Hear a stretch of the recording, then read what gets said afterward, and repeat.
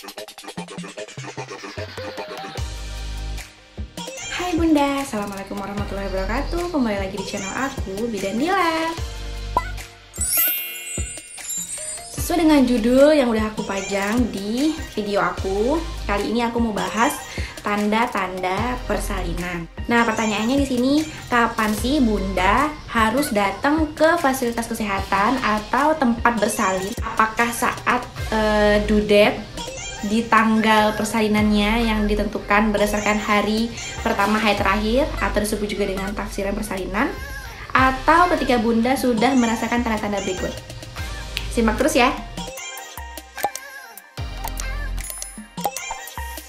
Tanda yang pertama yaitu adanya kontraksi atau disebut juga dengan his, atau biasanya orang awam bilang kencang-kencang.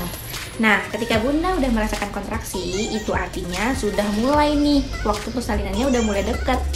Tapi Bunda harus pastiin dulu nih kontraksi yang gimana yang Bunda alami. Ada balon Noah.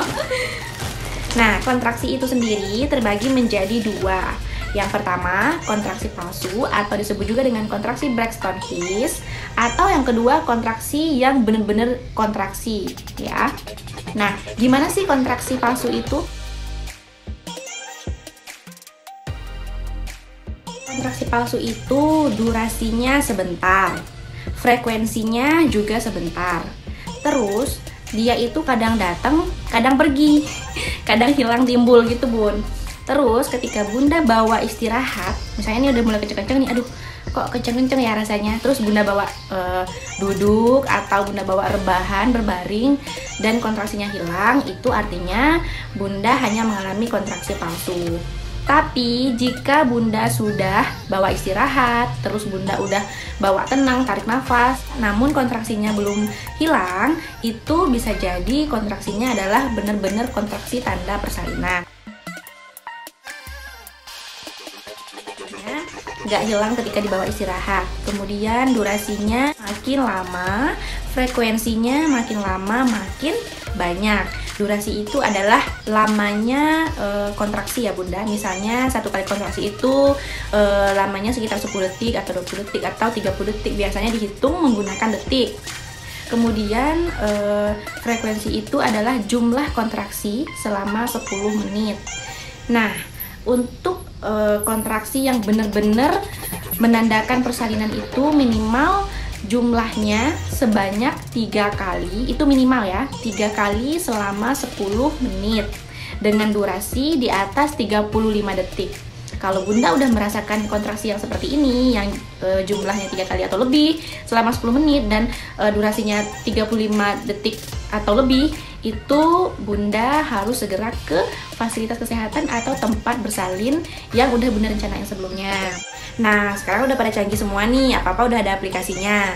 Untuk ngecek kontraksi itu juga biasanya udah ada aplikasinya, bisa Bunda download di Play Store atau App Store, bisa Bunda cari sendiri, udah banyak sekarang aplikasinya. Namanya juga udah beda-beda, nanti di sana Bunda bisa gampang, ketika udah mulai ngerasa kencang-kencang, Bunda tinggal pencet start, terus pas kencang-kencangnya hilang, Bunda tinggal pencet stop, berarti kan udah ketahuan tuh berapa detik sih lamanya kontraksi. Kalau misalnya Bunda pengen cek sendiri secara manual, itu Bunda bisa raba daerah sekitar pusar. Biasanya kalau kontraksi itu bagian di sekitar pusarnya keras. Kalau misalnya udah mulai lembek lagi, itu kontraksinya udah hilang. Jadi Bunda bisa hitung sendiri sambil pantengin itu jam tangan sendiri gitu ya. Tanda yang kedua yaitu pecah ketuban. Kondisi pecah ketuban sendiri ada yang terjadi sebelum persalinan dan ada juga yang terjadi setelah persalinan. Maksudnya si bayi itu lahir dengan adanya selaput ketuban. Itu ada ya Bun kejadiannya. Tapi kebanyakan pecah ketuban ini sebelum proses persalinan. Baik itu pecah sendiri maupun dipecahkan oleh bidan atau dokter yang menolong persalinan. Nah, ketika Bunda sudah mengalami pecah ketuban, Bunda sebelumnya terlebih dahulu perlu memastikan apakah itu benar-benar ketuban atau bukan. Cara memastikannya, untuk ketuban itu sendiri baunya khas. Kalau misalnya pas Bunda cium baunya agak pesing, itu air kencing ya, bukan ketuban. Terus bisa juga Bunda cek dengan menggunakan kertas lakmus.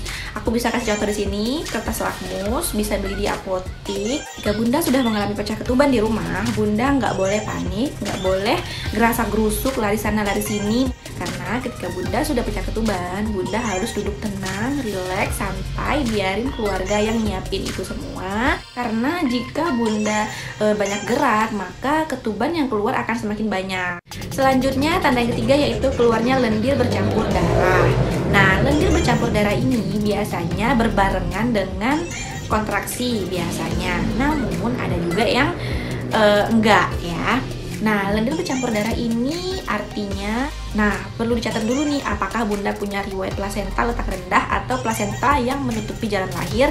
Jika Bunda mengalami hal ini, maka bisa jadi lendir bercampur darah itu berasal dari plasenta. Namun, jika pada pemeriksaan USG, pada pemeriksaan kehamilan sebelum-sebelumnya, plasentanya normal posisinya, bisa dipastikan lendir bercampur darah ini adalah tanda mulut rahim membuka untuk mempersiapkan jalan lahir. Semoga untuk bunda-bunda yang udah mau menunggu proses persalinannya lancar, bayinya sehat, amin. Terima kasih udah nonton video aku. Jangan lupa di like, komen, dan subscribe biar aku makin semangat lagi bikin konten-konten selanjutnya seputar kesehatan ibu dan anak. See you on my next video. Bye-bye.